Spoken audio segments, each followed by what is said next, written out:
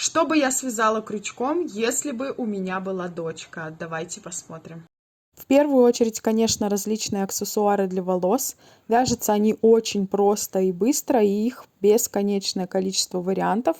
Резинку с ромашкой я вязала даже для себя, смотрится и на взрослых очень неплохо. Разные повязки для волос очень красиво смотрятся на фотосессии. Также можно обвязывать ободок. И на лето, конечно же, трендовая косынка и какая-нибудь панама. Очень миленькие панамки. Мне такую в детстве тоже вязали. Я думаю, что обязательно у всех детей есть панамки.